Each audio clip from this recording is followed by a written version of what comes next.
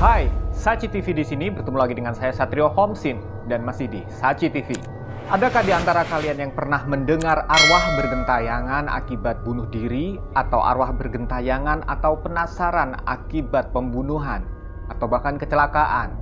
Di kisah kali ini saya ingin mengisahkan sebuah kisah dari seorang teman saya yang memang benar-benar terjadi sekitar tahun 1993, di mana ketika itu ia berumur 7 tahun dan tetangganya melakukan aksi yang sangat-sangat tragis, di mana dia menabrakkan dirinya ke kereta api. Dan apa yang terjadi tentu saja sudah bisa kalian bayangkan semuanya.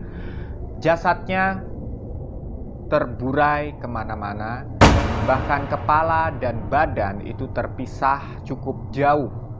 Tetapi kisah menyeramkannya tidak sampai berhenti di situ, tetapi juga saat mengurus jenazahnya pun tidak semua orang mau untuk memandikannya. Dan entah bagaimana caranya, karena waktu itu memang dia juga masih kecil, maksud saya teman saya ini, narasumber ini masih kecil, dia juga kurang paham gimana saat memandikan jenazahnya. Tetapi kisah seram justru dimulai setelah pemakaman. Kita sebut saja namanya Suparman, bukan nama yang sebenarnya, adalah tetangga dari seorang teman saya yang juga tidak saya sebutkan namanya di sini karena dia juga tidak bersedia untuk disebutkan namanya di sini. Dan di sini saya lebih menceritakan tentang Suparman, di mana beliau adalah tetangga dari teman saya ini dan dikenal cukup ramah, cukup baik, pekerja keras. Si Parman ini bekerja secara serabutan, kadangkala dia mengerjakan pekerjaan dari pabrik-pabrik atau perusahaan-perusahaan yang memang ada dan banyak di beberapa tempat di sekitar rumah atau kampung dari teman saya ini, dari kampungnya Suparman juga otomatis ya. Dan dia mengambil pekerjaan dari perusahaan tersebut untuk dibawa dan dikerjakan di rumahnya. Hingga suatu saat, entah apa yang terjadi, mungkin terjadi gejolak perekonomian, sehingga perusahaan-perusahaan tersebut juga menghentikan beberapa karyawan yang sifatnya itu cabutan. Bahkan karyawan tetapnya pun sebagian banyak yang dirumahkan. Dan di saat yang bersamaan, otomatis Suparman pun kehilangan banyak sekali pekerjaan, dan alhasil dia juga mengalami penurunan dalam hal pemasukan.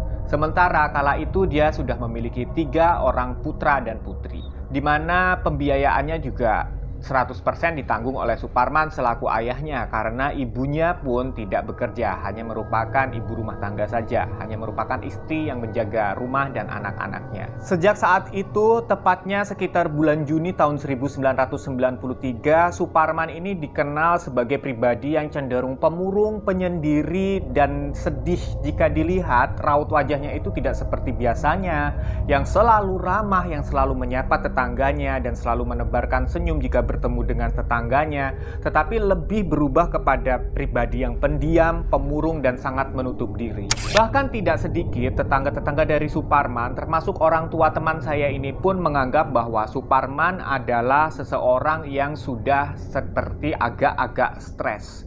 Ya, ini sebenarnya juga bukan hal yang luar biasa. Dengan himpitan ekonomi yang seperti itu, seseorang mungkin saja mengalami perubahan sikap sehingga menunjukkan seperti sifat atau sikapnya orang yang stres. Sebenarnya tidak semua tetangga beranggapan demikian, hingga suatu hari Suparman melakukan hal yang sedikit gila karena dia berlari-lari keluar rumah tanpa sehelai busana pun. Nah, di sini tetangga-tetangga mulai beranggapan bahwa Suparman benar-benar stres, mengalami stres karena tekanan perekonomian tersebut.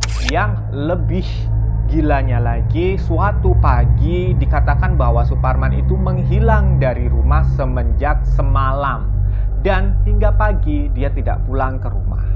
Keluarganya pun mencarinya hingga terkabar bahwa ada sesosok mayat yang ditemukan di pinggiran rel kereta api dengan kondisi yang sangat-sangat memprihatinkan, di mana kepalanya terpisah dari badannya serta ususnya terburai keluar dari perutnya. Sebenarnya saat mendengar kabar berikut, tetangga-tetangga sudah curiga bahwa korban dari bunuh diri tersebut adalah Suparman, tetapi tidak dengan keluarga Suparman yang masih beranggapan bahwa Suparman mungkin hanya pergi untuk memancing, karena memang Suparman sendiri memiliki hobi memancing sebelumnya. Dan benar saja, setelah diselidiki bahwa jenazah tersebut yang menabrakkan diri ke kereta api adalah Suparman. Kenapa di sini saya katakan menabrakkan diri ke kereta api? Memang ada beberapa saksi mata yang mengatakan bahwa ada seseorang laki-laki berambut keriting, berperawakan tinggi dan berkulit putih, berjalan mondar-mandir di antara atau di area rel kereta api, sepertinya menunggu sesuatu. Dan yang lebih mengagetkan adalah di saat ada kereta api yang melintas, karena memang jadwal kereta api itu sudah diketahui ya gengs, dimana jadwal kereta api itu biasanya melintas di subuh atau di maghrib dan juga tengah hari. Itu seperti ada jam-jamnya yang sudah orang itu pada hafal gitu. Dimana saat kereta itu melintas, bukan malah menjauh, tetapi sosok laki-laki tersebut justru mendekati dengan cara berlari, sehingga sengaja menabrakkan dirinya ke kepala kereta api tersebut. Dan saat itu pula, orang-orang di sekeliling rel kereta api memang sangat yakin bahwa itu adalah bukan faktor kecelakaan, tetapi kesengajaan untuk mengakhiri hidupnya. Pada saat kejadian, di sini for your info, lokasi bunuh diri dan rumah dari Suparman sendiri memang cukup jauh, kurang lebih itu ada 12 km. Sehingga orang-orang di lokasi bunuh diri tersebut tidak mengenali Suparman atau tidak mengenal Suparman secara pribadi, jadi bukan tetangga. Dan akhirnya karena mereka bingung, mereka membutuhkan bantuan kepolisian, dan pada akhirnya dengan apapun lah cara polisi mengidentifikasi saat itu sehingga dapat diketahui bahwa korban bunuh diri tersebut adalah Suparman. Dan akhirnya hari itu juga jenazah dikembalikan di rumah untuk diurus, dimandikan, disolatkan, kemudian dikebumikan. Saat proses pemandian pun tidak seperti halnya jenazah-jenazah lain yang dimana orang itu memang sebenarnya kalau di kampung itu siap-siap saja untuk mengerjakan semua itu. Walaupun bukan saudara, asalkan jenis kelaminnya sama, itu biasanya itu gampang-gampang aja untuk mendapatkan orang untuk mengurus jenazah tetangga yang meninggal. Seperti memandikan, mengkafani, atau bahkan menguburkan. Tetapi tidak dengan Suparman karena kondisi jenazahnya yang memang sudah tidak biasa juga, yang sudah terburai, itu membuat orang-orang sedikit enggan untuk mengurus apalagi saat memandikan. Dan sempat terjadi perdebatan bahwa apakah jenazah yang seperti ini tuh harusnya tetap wajib dimandikan atau seperti apa, kan kepalanya juga terpenggal. Tetapi waktu itu seingat teman saya jenazahnya tetap dimandikan, tetapi entah dengan cara yang berbeda atau bagaimana. Dan kisah seramnya adalah terjadi setelah pemakaman. Banyak sekali warga yang mendapatkan gangguan-gangguan atau mungkin seperti peristiwa-peristiwa yang dianggap mengganggu. Mungkin dari sosok si arwah sendiri tidak bermaksud mengganggu. Gangguan-gangguan itu diantara lain adalah suara rintihan sepanjang jalan yang berada di sekitar rumah Suparman. Ini kesaksian beberapa warga, mereka saat melakukan patroli atau ronda di kampung itu, mereka seringkali mendengar suara seorang laki-laki yang menangis, merintih kesakitan saat mereka melintasi daerah sekitar rumah Suparman. Dan mereka pun meyakini bahwa suara rintihan atau tangisan pria tersebut adalah berasal dari tidak lain tidak bukan arwah Suparman yang memang menahan rasa sakit karena kondisi jasadnya diketahui sangat tragis. Kejadian yang serupa pun dialami oleh beberapa tetangga dari Suparman, yang otomatis tetangga dari teman saya tersebut juga ya yang memberikan info ini ya. Di mana mereka juga sangat sering mendengar atau bahkan melihat penampakan wujud seorang laki-laki yang membelakangi dirinya, kemudian dengan kondisi yang berdarah-darah, dengan darah bercucuran dari leher hingga ke punggungnya. Dan di situ diceritakan bahwa dia tidak melihat sosok tersebut memiliki kepala. Ya entah kenapa dia tidak menampakkan diri dengan kepala, atau mungkin karena kepalanya memang kan terpenggal ya. Tetapi kan ditemukan gitu. Saya juga nggak mengerti di sini. Tetapi sosok tersebut, hantu tersebut selalu menampakkan diri tanpa kepala. Dan satu hal yang paling mengerikan yang dianggap oleh warga sekitar itu membuat janggal dan sedikit harus diselesaikan adalah di mana saat proses pemakaman tersebut ada satu bagian tubuh dari jenazah yang belum diketemukan hingga dikebumikan.